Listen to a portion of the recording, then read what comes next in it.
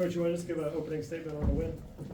Yeah, it's a great win. I think sometimes I get greedy. It's just me by nature, but I've been complaining for the last 2 weeks, even though we're 4-0. But I just expect so much from these guys, and I thought that this win tonight, it felt right, just because I thought defensively, right off the gate, we just showed how good we can be defensively, and we showed teeth. So I'm happy with this win. Shout out to Zeta Tau Alpha coming to represent and bringing the pressure. We need more games like that because I thought the energy was great and phenomenal, but just extremely, extremely proud of these guys. Proud of this guy. He finally woke up. 7 blocks. Great game. Questions for Nick first. Nick, just what did kind of lead to that kind of night for you, being able to block 7 shots at career high? Shoot, just staying ready, showing teeth like Coach said, and then the starters really setting the tone early, just coming out, playing hard, like seeing that you got to come off the bench and just match that energy, and seeing those guys do that. I know I had to get in there and just, I know I'm right behind them with it. Did you sense a defensive performance for you guys as a team coming like that? For sure, George Mason is built on defense, so Coach been preaching to us a long time, like we got to get to George Mason standard, and like I said tonight, I feel like we really showed what this team can really be on the defensive end. Nick, talk about that sequence with the back-to-back block. Just what was going through your head after that second block? Shoot, just keep being tough around that rim, knowing he wanted to get over, get to his left hand. So just like I said, kind of being tough, protecting the paint, and just keeping in a strong defensive mind. And can you just quickly talk about your energy off the bench and what's that bringing for the team? So being able to do something like that for the team is special because, like I said, we got plenty of guys. The bench is really deep, so if I'm able to go in and give great energy for 3, 4, 5 minutes, then we got another guy coming right behind him, and then right behind him. So we can keep circulating like that. We're going to be a really hard team to beat.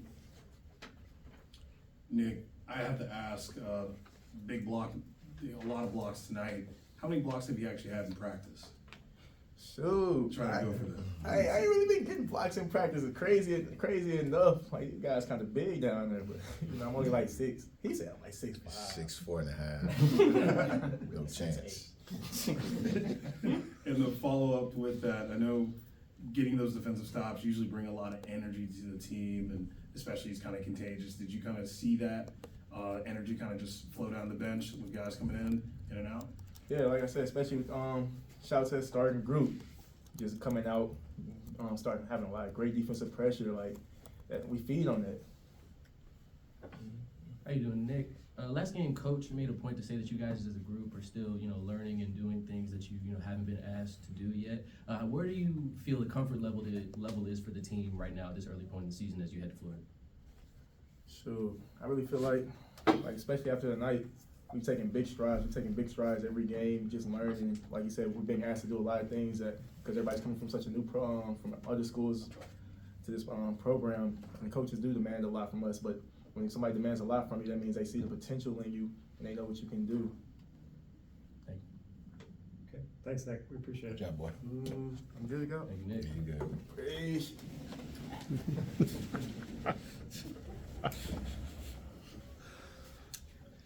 I know you're obviously happy about the defense, but the offense getting itself on track after what I'm sure was not in terms of sloppiness up to your standards. What do you think kind of flipped for you guys, or was it just a matter of you guys had enough control and defense kind of led to offense there? It's crazy because we ended up, I think halftime score, we were up by 11, but we had 10 turnovers in that first half, and I believe 3 or 4 of them, we turned the ball over with, maybe a second or 2 of the possession. It just didn't make sense. It just, kind of shacked in a fool out there for a couple possessions. But to go into halftime up 11 with 10 turnovers and a team that could, hit 10, 11, 12 threes and only made 3, I was happy with that. Just thought we needed to clean that up offensively. And we did. We scored 46 points in the second half. That's not your Tony Skinn type, team, but, our talent last year versus our talent this year, there is a little bit of disparity. I just think this team, from an offensive standpoint, they are connected a little bit more, at least this early, for a group that does not know each other. And the more we can just continue to buy into our defensive principles, I think it just opens the floor up for us offensively. Coach, it seems like 22 combined three-point attempts the last 2 games. How nice is it to have an offense that you can win in so many different ways that you don't have to depend on that line? Yeah, absolutely. Last game we were 2 for 20, I think. Yeah, most coaches start freaking out and focus and shoot for 2 hours in practice. I wasn't worried about that. This is a group that I think can make shots. You got a guy like Corey Minzy out there who can shoot the 3. Jahari Long can shoot the 3. Riley at the 5 position can shoot the 3. You got Masai who could. I was not worried about that at all. The buy-in is going to be defensively. And watching Jacksonville, I thought, especially their game against Miami, I thought that they had some athletes and some fast twitch guards that were going to give us some problems. I thought we really locked into the scout yesterday and also at shoot around today, and our mind was in the right place. And so I'm just happy for these guys. I was really, really happy for Nick just because he's had some unfortunate things that have just kind of slowed up his cadence and what I thought he could really do for us. Not a lot of guys on this team have 1,000 points and 300 or 400 rebounds coming from the MVC. I thought tonight he really showed what I think he can do for us. And he's just such a good kid, whether he's starting or coming off the bench. His spirit has always been there. And so I'm happy for him. And you talked about there is a difference between last year's team and this year's team, but one of the things that is the same as you get to the free throw line. Yeah. Just how important is that with this team? Because you do have more shot creators on this year's roster than last. Yeah, I mean, it's a product of what we do every single day. That's we're going to touch paint, especially when you're at home. You've got to be able to touch paint and get to the free throw line, and we've got enough experience and enough skill that it's just something naturally that these guys do. But when you're working on it every single day, it's just kind of a part of who we are and what we do, and these guys understand that. And so we don't settle. We just try to find our pace and do what we need to do to get there. How are you doing, Coach? It feels like you guys have established yourself as a second-half team this season, outscoring your opponents by an average of 14 points per game. I was just curious, what do you credit that to? The secret sauce, our halftime speeches. Comes with a lot of love. No, again, the adjustments that we have to make, it's, I think this is not just a George Mason thing, man. It's a landscape thing. You don't have retention. A lot of guys are still trying to figure some things out. I'm still trying to learn our team, and there's just not going to be, I don't think, that separation that you've seen historically in the past when good teams have guys that know each other, they've been playing together, and the vibe is just different when you're still just trying to learn your team. It's hard to think you're going to go into halftime up to 18. It's not happening. I think Arkansas is down to Winthrop right now. Like, it's just the norm. It's the new norm. And so, take some time, and we'll just keep greasing our team. How you doing, Coach? So, So tonight y'all had 19 turnovers. Y'all forced 19 turnovers, excuse me, and were only able to get 7 points on fast break. It's kind of similar to last game of 18 and 3. I'm curious to know what you're looking for in those quick transition moments going forward. Yeah, again, I thought last game, one of the issues we had was we weren't running with any sort of order. Guys were just running up the floor. Our wings got to get up the floor and get wide.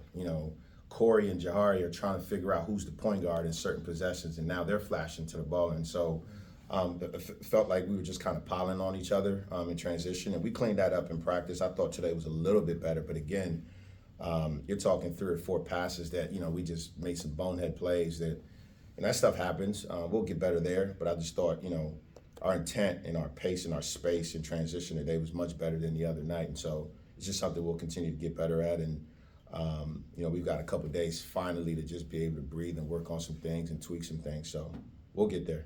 Thank you, Coach. Hey, Coach, speaking on working on things, especially coming out of a game like this where it could have gone either way, especially with the turnovers, how are you guys going to be looking at from this game to preparing for the MTE that's coming up, especially with Ohio? Yeah, I think for one, not being complacent. It's easy to go down to an MTE and, pat yourself on the back because you're 5-0, but I don't live life like that, and we've got to be able to stay in the present.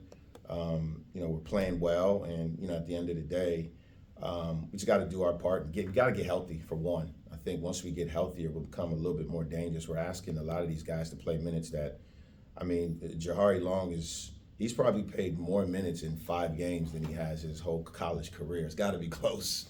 And so, getting him Continue to get him healthy. Same thing with Corey. We're demanding a lot with Corey. Corey's up to probably 32, 33 minutes a game. If we're going to be a really, really good team for 40 minutes, that number has to come down. And so there's a lot of things that we have to look at this week. Finally have a true off day tomorrow. But as far as Florida's concerned, man, it's one game at a time. I'm not going to think too far ahead right now. Just got to enjoy this game and, take a day off and regroup on Thursday. Coach, now at 5-0 on the season, 5-0 is as close to perfect as you're gonna get, but there's still more to be done. What do you want to see in terms of the team's first road trip? Yeah, for sure. It's easy to say we're 5-0, but we've also played 5 games at home. I'm just not that guy, and it's important to play the right way and try to fight through some adversity. But if we're going to be a contender in this league, we're going to have to figure out what things look like on the road, even if it's on a neutral floor.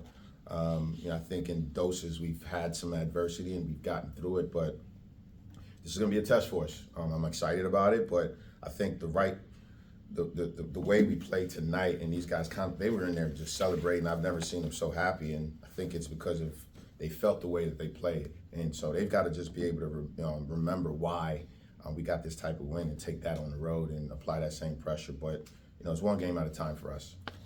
To sort of add on to that, do you feel like they're sort of stacking days on each other and things are improving as practices and games go on? How do you see that?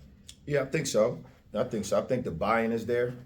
I think these guys are holding each other accountable. Again, if you come watch our George Mason practice, you probably sometimes can't even tell who's the starter when it comes to green and gold, just because these guys are competing at a high level.